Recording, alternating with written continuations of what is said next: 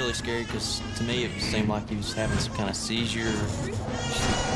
I looked at him, but he didn't look like he was looking at me. He looked like he was looking up. I asked her, is this serious? And she said to me, we need this to be taken care of right away. Why her? Why not me?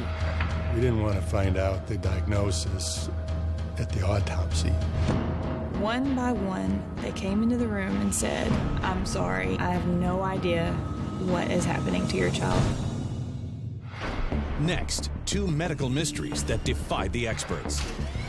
Since the day he was born, Landon Withrow has never looked his parents straight in the eye. Little do they realize his bizarre upward gaze is just the first in a series of harrowing symptoms that may cost him his life. Every day I would think, okay, this is as bad as it gets. The next day would top it. I felt like something was killing my child. Then, when Cindy Weber notices a bruise on her leg, she doesn't think much of it, until it mysteriously begins to reappear again and again and again. I was in excruciating pain. It felt as if my body was surrendering to this disease. When illness strikes, we look to doctors to give us answers. But what if they can't? For these unlucky patients, diagnosis is a mystery.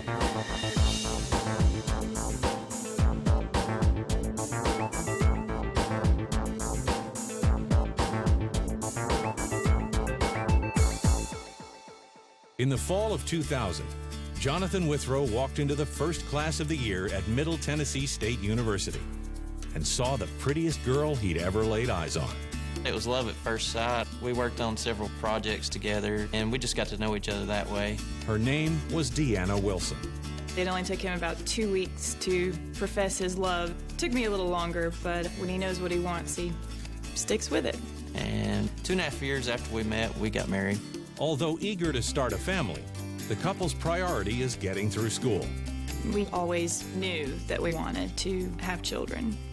We were doing everything right that we were supposed to do. Go to college, save money, get a house. While things seem to be falling into place, the young couple gets some surprising news. They're going to be parents sooner than expected. When I found out Deanna was pregnant with Landon, we were just overwhelmed with joy. There were a lot of things that I wanted to be in my life, but being a mommy was something that I had to do. The next 9 months fly by, and on November 3rd, 2006, Deanna and Jonathan welcomed their son, Landon, into the world. When they finally put Landon in my arms, it was so surreal. It was incredible. I can't explain it. Only somebody that's had a child knows that moment. But within minutes of giving birth, Deanna notices something strange about her son. I looked at him, but he didn't look like he was looking at me. He looked like he was looking up. The doctor really didn't seem alarmed at all by it. It was just something he was going to outgrow. They would say that it takes time for some children to gain control over their eyes. Feeling reassured, the Withrows take their son home, and for the next several weeks, all goes according to plan. But just a few days before Landon turns a month old, everything changes. He woke up and he was vomiting and throwing up everywhere. I'd never seen a baby throw up this much. I was holding him and he would arch his back and clench his fists and curl his toes under. This episode went on most of the night. Hours of him coming in and out of screams and clenching and stiffening, and me trying to come up with ways to console him. And it felt like it lasted forever. It was very hard. To see my son like that, I looked at him and thought, something's just not right. I'm sorry. We took Landon to his pediatrician the very next morning, and I told the doctor about Landon throwing up. And the doctor looked him over, did the exam. The doctor said that it was reflux and that it was very normal and not to be concerned about it, that he would outgrow it. The diagnosis comes as a relief to the worried parents. But the very next day, Landon has another fit. and then another, and another. After this, it didn't stop. There were more episodes, and they were more frequent. And it got to the point where they were happening at least once or a couple of times a day. And that's just the really bad, the stiffening and the arching and the throwing up and the eyes way up. Every day I would think, okay, this is as bad as it gets. The next day would top it. He screamed like he was on fire. I am a nurse myself, and this was something I'd never seen before. I had no idea what was happening with Landon. I was actually very scared. I did anything and everything that I could think of. I gave him gas drops. I tried to feed him. I rocked him in every position that I could think of. Nothing was working, nothing.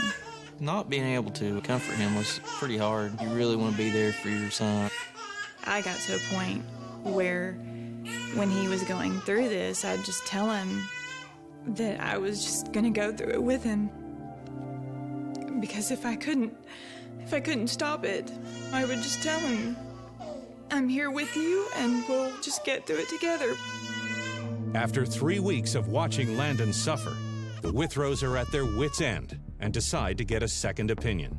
I explained to the doctor what had happened, and I mentioned to the doctor that his eyes during this episode, that they went way up. I said, is this normal? Is a child supposed to look up like this? But nothing could have prepared Deanna for the doctor's response. The doctor mentioned autism. My mind just raced with all the possibilities. Autism is a complex developmental disorder in which individuals experience problems processing sensory input and communicating with others. Most telling to the pediatrician, however, is the fact that autistic children often avoid eye contact. That was the first time I really felt like, okay, this could be really bad. This could affect everything. This could affect him for the rest of his life. Although autism ranges in severity and can be treated with behavioral therapy, there is no cure. Deanna called me one day and she was crying and she said, Mom, she said, I'm afraid that Landon has autism. This is not fair. This just isn't right. I said, Deanna, there's no way to determine at this age whether he has anything like that. And I'm pretty sure that that's not what's wrong with Landon. If it wasn't autism, then I just wanted to know what it was. I felt like something was killing my child.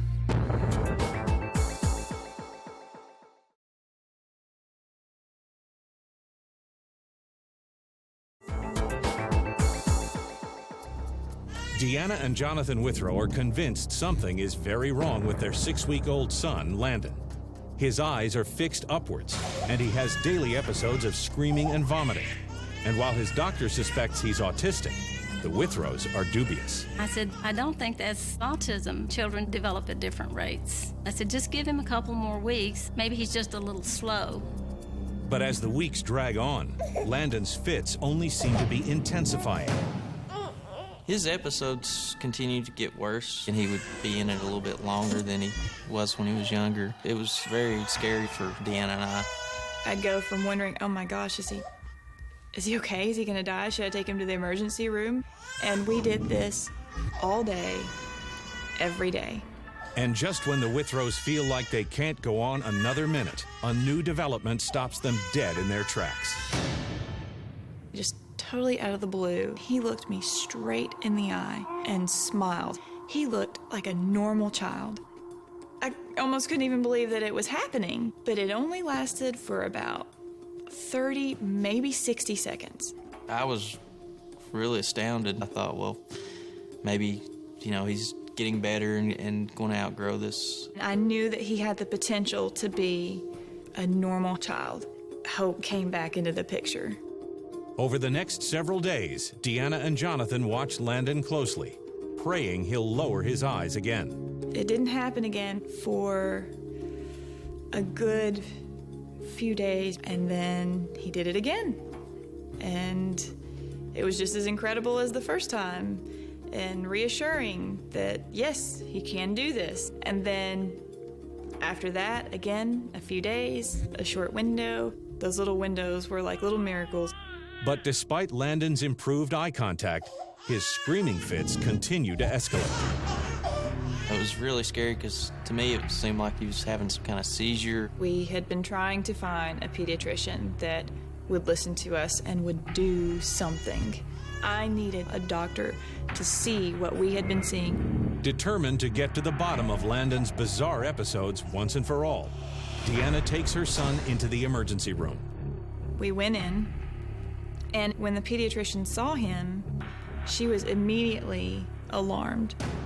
Landon started throwing up, and there we went. Full-blown episode. His eyes were so far up, there was no sign of his personality anymore. It wasn't Landon. Landon was trapped in his own body. The doctor took one look at Landon with his little fists all balled up and his toes curled under and his jaw clenched together, and said that we needed to be admitted to the hospital immediately. Although she's not completely sure, the doctor has a hunch about what's been happening to Landon all along. The doctor was mostly concerned Landon had epilepsy. I really felt like maybe he did have epilepsy because to me it always seemed like he was having some type of seizure, and that would make a lot of sense the way it would come and go. To determine whether Landon is having epileptic seizures, the doctors will need to monitor his brain on an EEG while he's in the throes of an episode. When I found out that they were going to do the EEG, I was scared.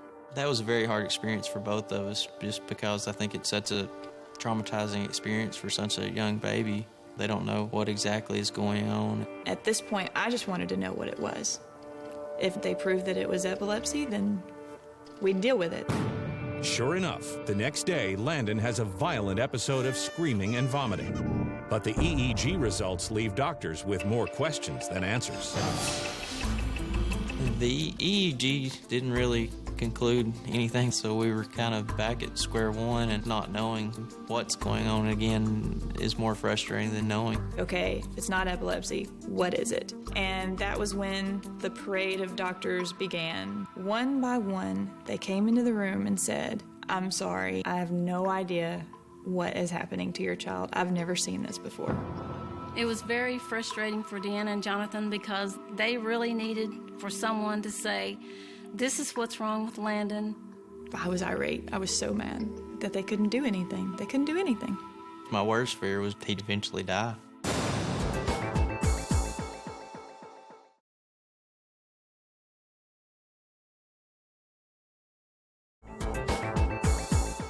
For the last 4 days, Landon Withrow has been in the hospital, and over 20 doctors have tried to figure out what's wrong with him. Plagued by a bizarrely fixed upward gaze and screaming fits that look like seizures, the 4-month-old seems to defy diagnosis. They didn't really know what was going on with him. I remember shaking my fist at the doctor saying, "Do something. Can't you do anything?" Then, when she least expects it, the lead doctor takes Deanna aside and drops a bombshell. The doctor said, "I am sorry. Every once in a while, we get a child and we just have no idea." I did ask him, "Can you tell me if Landon will live? Is there any risk of him dying? Should we be worried about that?" And his answer was actually, "I don't know." So Landon was discharged from the hospital. We left that hospital and went home. I'd never felt so alone. Getting discharged from the hospital at that point was pretty tough. Almost like you walked out of there just not knowing what to do or who to go to. Over the next 3 months, the Withrows do their best to manage Landon's frequent episodes. But they can't help but notice that their son is also failing to hit nearly every one of his developmental milestones. The older he got, you could just tell he was getting further and further behind. He couldn't play with toys like typical children could. He couldn't roll over. He didn't crawl. It just took so long for him to do anything. We continued to see a geneticist and a neurologist, but the doctors really didn't have any solid ideas. There was always this little voice in the back of your mind that says, what if he doesn't walk? What if he doesn't run? What if he can never hold a pencil? It was hard to have faith all the time. I was worried if he could go to school like a typical child at all. I worried that he might never get to live his full potential because of his physical limitations. After seeing so many different doctors, I was fed up. I was just frustrated. I was angry and determined to find out what was causing Landon to do this. At the end of her rope, Deanna decides to take matters into her own hands. She would spend hours upon hours at night trying to find an answer to what was going on. And just a few weeks into her research, she comes across a website that stops her dead in her tracks. I stumbled upon the word Upgaze, and I found a video of the little boy, and when I saw that kid and his face and his little eyes looking straight up, that was my kid. I was in bed, and Deanna got me up to look at a video online about a boy named Danny. I thought maybe this could be what was going on with our son. The doctor who diagnosed the boy in the video is Dr. Harry Chugani of the Children's Hospital of Michigan in Detroit. I sent Dr. Chugani an email. He wrote me back. Dr. Chugani really wanted to see Landon in Detroit. Next thing I knew, we were sitting in his office. I gave Landon the usual neurological examination that most pediatric neurologists would do. I examined his eye movements, I examined his muscle strength. My first impression was that this was a condition that I had seen at least one other case. And that was a case of a child called Danny. Dr. Chugani said, once you have seen it in one child, it's very easy to recognize in another child. My diagnosis for Landon was a rare condition called Paroxysmal Tonic Upgaze. Paroxysmal Tonic Upgaze, or PTU, is an extremely rare neuro-ophthalmological disorder in which the eyes focus upwards involuntarily. In a healthy individual, chloride ions transmit vital information from one part of the brain to another, including the signals that regulate vertical eye movement. But in patients like Landon, doctors speculate the brain loses its ability to control these ions, and the eyes remain fixed in an upward stare. We don't really know why this happens. This is a very rare disease. There's only been 40 or so patients described. After Dr. Chugani was able to diagnose him with this condition, we just took a big sigh of relief. There was a part of me that said, okay, now he's got a diagnosis. How is that going to affect him? What is his life going to be like?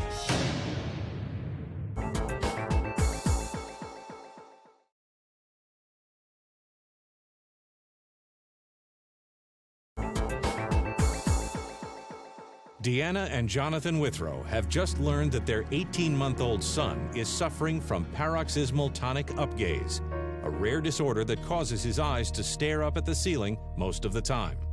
I was so excited to finally know what Landon had after all of this time. It really made sense. It just fit. Dr. Chugani now believes that what looked like seizures to some of his doctors were actually byproducts of Landon's PTU.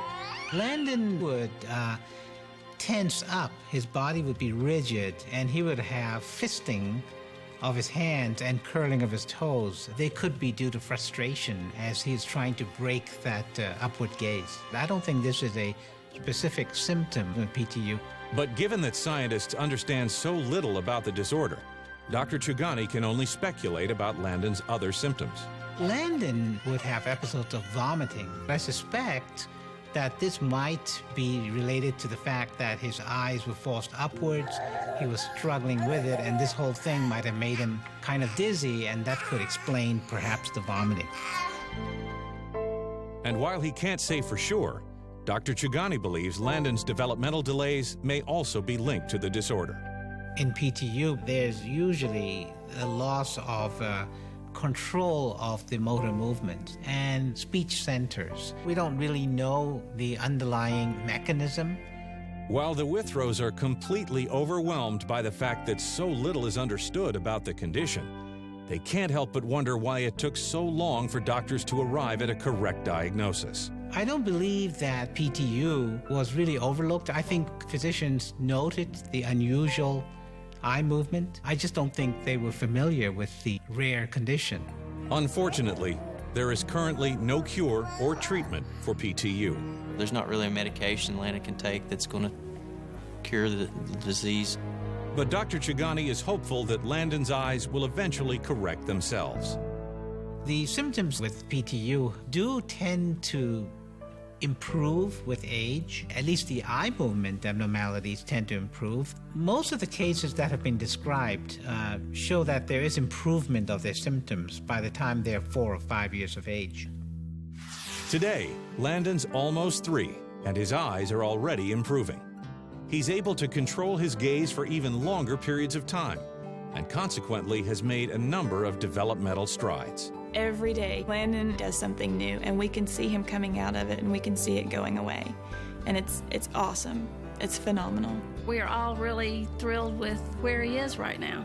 Unfortunately, Landon's PTU continues to give rise to both physical and mental delays. Landon doesn't speak yet. He makes babbling sounds, but there really isn't speech. So he's quite delayed at age 3. He's been army crawling for probably 6 or 8 months at least now, if not longer. As far as walking, he's still not able to do that. To help him get around better, Landon has recently learned how to use a wheelchair. He did really well with it. It's his little go-kart, and it's nice because mentally, emotionally, Landon is a very typical toddler, and toddlers like to move. I hope that one day Landon has no physical limitation. I know that he is a very smart little kid, and I just want him to be able to reach his full potential. I feel like he'll be able to one day go to school, be able to hang out with his friends, play some sports. But overall, my main goal is just to see him be just like any other normal child. While Deanna Withrow knew there was something wrong with her son from the moment she laid eyes on him, Cindy Weber didn't even realize she was in danger until her disease was already spiraling out of control. In the spring of 2004, Cindy and Bruce Weber were only a few years away from celebrating their 25th wedding anniversary, but they were still very much in love. Cindy and I met in a ceramics class at the University of Illinois. He's my college sweetheart. I was a sophomore, and there was an attraction right away. Cindy's my better half in the sense that she's very driven and she looks ahead a lot more than I do. Over the years, Cindy's high energy has come in handy, raising 2 children, working as a kindergarten teacher, and sticking to a daily exercise regimen. We were a very active family, and I loved to run, usually about 3 miles each and every day, and I loved to garden. I was an extremely healthy person. In fact, I was so healthy that I really rarely saw a doctor. But then, one afternoon in March of that year, Cindy spots something unusual on her right leg. At the end of the day, I noticed I had a 3 by 5 inch bruise on my leg. What was odd about that was I couldn't really put any specific thing to what would have caused such a large bruise. We'd always joked that she bruised very easily, so it wasn't a surprise. I wasn't too alarmed about that bruise. What was odd about it, though, was it was seeming to take a really long time to fade away. But then again, I really had never thought, how long does it take for a bruise to go away? It takes a strangely long time, 2 months in fact, for the bruise to fade. And even after it does, Cindy's left with an odd sensation in her leg. It still had the tenderness one would have with a bruise. I could always feel it, even when I couldn't see it. I did have a few friends who had had some serious illnesses, and I know that they had had some bruising. Just to play it safe, Cindy makes an appointment with her family doctor. So there I am, explaining to the doctor, pointing to my leg, which looked totally normal. But I kept telling him, well, it still feels like a bruise. He said perhaps an MRI would be a good idea.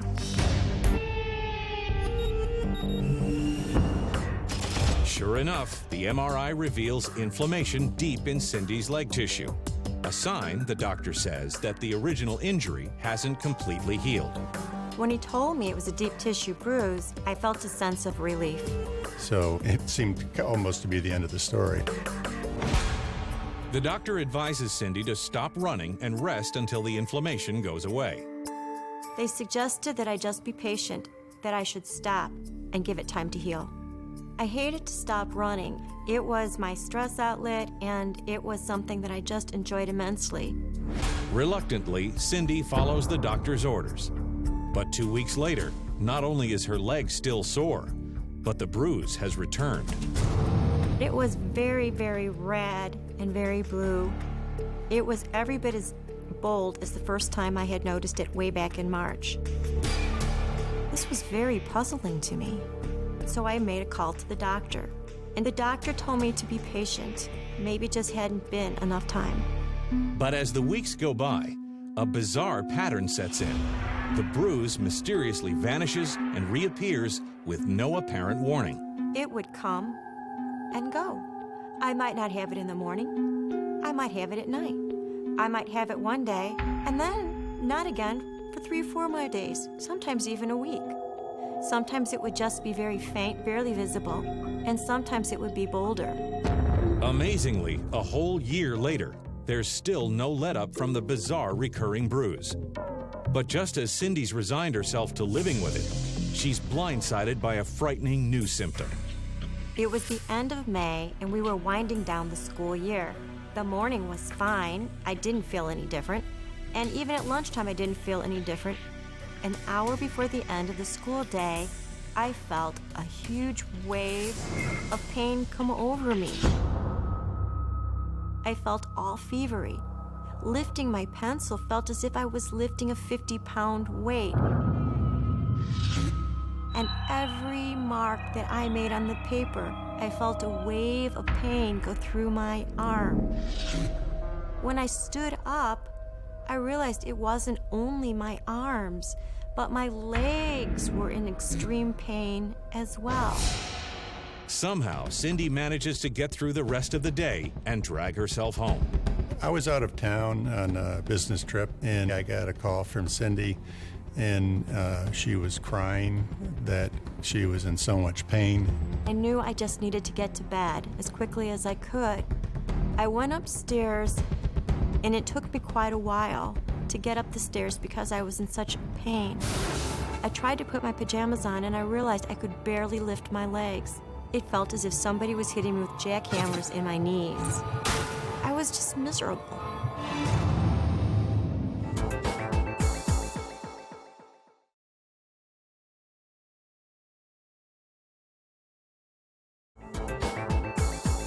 "44-year-old Cindy Weber has just experienced a strange and agonizing sensation in her legs, unlike anything she's ever felt before. I had pretty much decided if I wasn't better that I was going to the emergency room if I needed to. But when I woke up the next day, amazingly, all of the pains were gone. I felt pretty much like my normal self. Perplexed, yet thankful to be rid of the pain, Cindy returns to work the next day. But it isn't long before she finds herself grappling with an entirely new problem. I noticed a little line of red dots. I thought it was pretty unusual. After I discovered these little bumps, I went to my mom's house. But I particularly like to go with my medical issues to her because she's a retired nurse practitioner. And when Cindy's mother, Charlene, gets a glimpse of the strange dots, she's completely taken aback. I said, that is a petechial rash, and it has to be addressed, and it has to be addressed immediately. Petechiae are pinpoint-sized red dots caused by broken blood vessels under the skin's surface. The only thing that I could think of is that people who have blood disorders get petechiae. I could hear my mom's voice change its tone, and she doesn't always hide her emotions really well. She wasn't very calm about it. She said, "You need to be seen now." And I said, "Cindy, please call a physician and do something about it immediately," which she did. I was expecting that the doctor would know just what it was, but that wasn't what happened. When the doctor saw the rash, she was a little bit alarmed herself. I asked her, "Is this serious?" And she said to me, "We don't know what you have. We don't know if it's serious or not." but we need this to be taken care of right away. They started talking about what it could be. There were diseases like leukemia or lupus. The doctor performs a series of blood tests and a skin biopsy. And for the next 3 days, Cindy and her family wait anxiously for the findings. The test results couldn't come back soon enough. It was getting so frustrating. But when the report comes back from the lab, it reveals nothing out of the ordinary. My family had a sense of hopelessness, that they couldn't do anything for me. To make matters worse, Cindy's leg pains return with a vengeance. But they soon begin to radiate through her entire body. And just like the bruise, the episodes seem to come and go.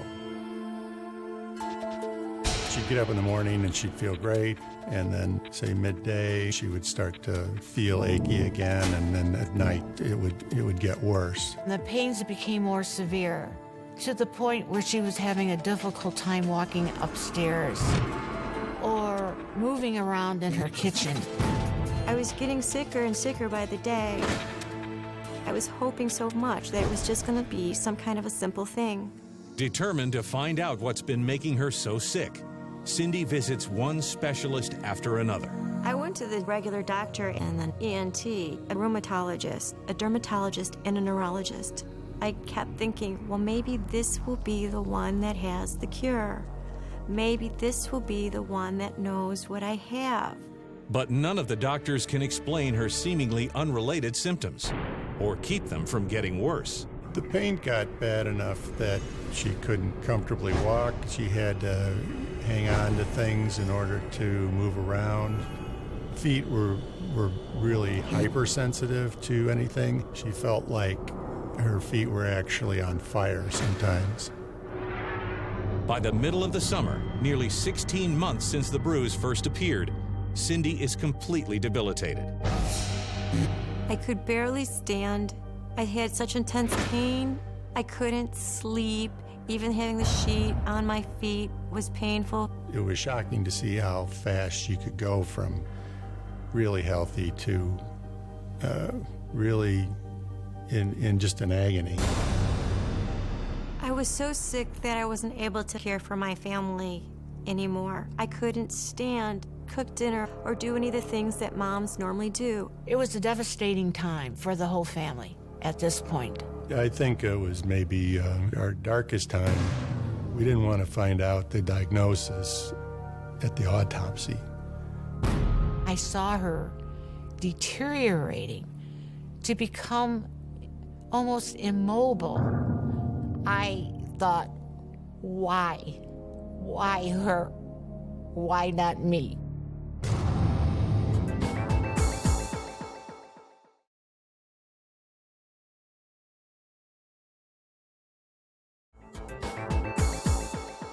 For nearly 16 months, Cindy Weber has been suffering from a bizarre constellation of symptoms which have left her completely debilitated and in near constant pain. Over a dozen doctors have tried to find an explanation, to no avail. It seemed as if each day this disease was taking over my body in a bigger, stronger way than the day before. I was beginning to wonder if I was going to win the war. It felt as if my body was surrendering to this disease. Then, in June of 2005, Cindy goes to see her gynecologist for a routine checkup. But the visit turns out to be anything but routine. The doctor seemed to be very concerned. I had rashes on me, and I could barely move. The doctor performs a thorough exam, including a urinalysis, and discovers something alarming.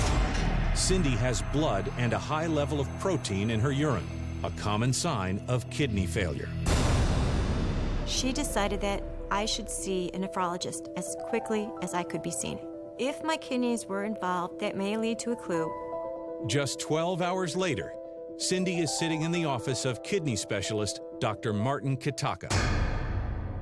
She brought in all her medical records with her. When I saw Cindy's urinalysis results, and that in combination with her symptoms, I began to think that she had a systemic disorder. So I recommended to her that we do a biopsy of her kidney. I was pretty concerned because my kidneys were involved now. Deep down, I was even wondering if this was going to be something that was life-threatening for me. A few days later, Cindy undergoes the procedure she hopes will finally give her some answers. It was a long weekend while we were waiting for those kidney biopsy results to come in. We were hoping so much that we were going to finally find out what was wrong with me. First thing Monday morning, the nervous couple makes the 20-minute drive to Dr. Kitaka's office. Dr. Kitaka came in. He told me that he knew what I had. The biopsy showed that Cindy has a disease called microscopic polyangiitis. Microscopic polyangiitis is a rare autoimmune disease in which white blood cells malfunction. In a healthy individual, the body produces white blood cells to help fight off infections. But in patients like Cindy, these same cells are defective and attack blood vessel walls throughout the body, causing severe inflammation. We don't know exactly why this happens, but there's some trigger that makes your immune system go haywire. Emotionally, I think having that diagnosis was very difficult for me. I had this rare disease. I had this disease that was not well understood by the medical community. There was this new flood of questions. But while the origins of the condition remain a mystery, Cindy's symptoms followed a well-documented trajectory. What one doctor thought was a deep tissue bruise was, in fact, the initial onset of the disease. The bruising in Cindy was caused from inflammation of the small blood vessels within the skin. When that occurs, these blood vessels can rupture and cause leakage of blood into the tissue, and this can appear as a bruise. As her disease progressed, Cindy's malfunctioning white blood cells continued to multiply and eat away at her blood vessel walls, resulting in debilitating pain. When inflammation occurs in these blood vessels, that can cause leakage of blood into the tissue, but also narrowing of these blood vessels can occur, and that too can contribute to the muscle pains. Dr. Kitaka goes on to explain that the petechiae that developed soon after Cindy's agonizing leg pain set in are classic signs of the disease. There's inflammation in the small blood vessels within the skin, causing leakage of blood into the tissue, and that can show up as these skin abnormalities. The disease is often unpredictable, but the manner in which Cindy's symptoms mysteriously appeared and disappeared doesn't surprise Dr. Kitaka at all. Cindy's symptoms would wax and wane, and that's often the nature of this disease. And that's what makes it somewhat frustrating, because for periods of time you feel better and then you feel worse again. But it was only a matter of time before the disease began to damage Cindy's kidneys, which explains her latest symptom, blood in her urine. When inflammation develops in these blood vessels within the kidney, that can cause leakage of blood and protein into the urine. Her kidney function was still perfectly normal. So what we were seeing are just very early signs that the kidney is being affected. Because I had good kidney function, they never thought to do the urinalysis. It's now all too clear just how lucky Cindy was to have received her diagnosis before the disease did any further damage. If Cindy had not been diagnosed, she could have developed kidney failure, respiratory problems, with bleeding into the lungs or through the GI tract. The condition can also cause blood vessels in vital organs like the kidneys and lungs to burst, resulting in a fatal hemorrhage. I was alarmed to find out that this disease can be quite serious. As Cindy struggles to grasp the gravity of her diagnosis, she can't help but wonder why Dr. Kitaka was the only physician able to recognize the lethal disorder. MPA is considered a rare disease. 1 out of 100,000 people will get this disorder. MPA affects multiple organs, but sometimes patients only present with one symptom. So until they develop a constellation of symptoms, it's sometimes hard to diagnose. But even with a positive diagnosis in hand, The Webbers are devastated to learn that there is no definitive cure. The fact that the disease I had was rare, was potentially life-threatening, that it didn't have a cure, was very, very bothersome for me. The concern was, now we know what it is, but what's going to happen to me? Dr. Kataka comes up with a two-pronged treatment plan to deal with Cindy's inflammation and her overactive white blood cells. The treatment for Cindy involved using two drugs, prednisone and cyclophosphamide.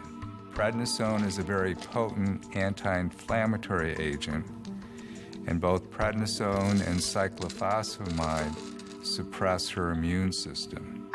Cyclophosphamide is also used in chemotherapy to kill cancer cells. Chemo drugs are serious drugs. On top of it, that particular drug has some significant side effects. Dr. Kataka told me that it was necessary, that I had a pretty serious disease. As long as Cindy is on the drug, her immune system will be suppressed, and she'll be vulnerable to infections. In addition, the cyclophosphamide itself is so strong, it could do damage to healthy parts of her body. If the treatment didn't work, the worst-case scenario is death. And there are other scenarios that could happen that I didn't like much better. You can lose your kidneys and have to have a kidney transplant. Most of the time, we want to keep people on some medication for at least a year or two. But we need to watch it very carefully during this time. The good side was we have the diagnosis. There was the other side. What will the response be? I prayed with all my might that the treatment would work, and I was hoping that I was going to be one of those people, one of the lucky ones. Over the next 6 months, Cindy takes the potent combination of drugs every day. Cindy had an excellent response to these medications. Within a relatively short period of time, her symptoms all gradually resolved as well. He told me that I'd done extremely well, and he told me I was in remission. Of course, it was wonderful news. There was great joy in our house. Today, Cindy has been in remission for more than 4 years. My life has come full circle since all of this started. Today, Cindy is the person that we used to know before she got sick. Determined to make something positive out of her harrowing experience, Cindy has started a support group for people with her disease. What I would say to people who are in a similar situation to I was, that are ailing, be your own advocate. Make those calls. It's all about you, and it's about saving your life and getting your health back into shape.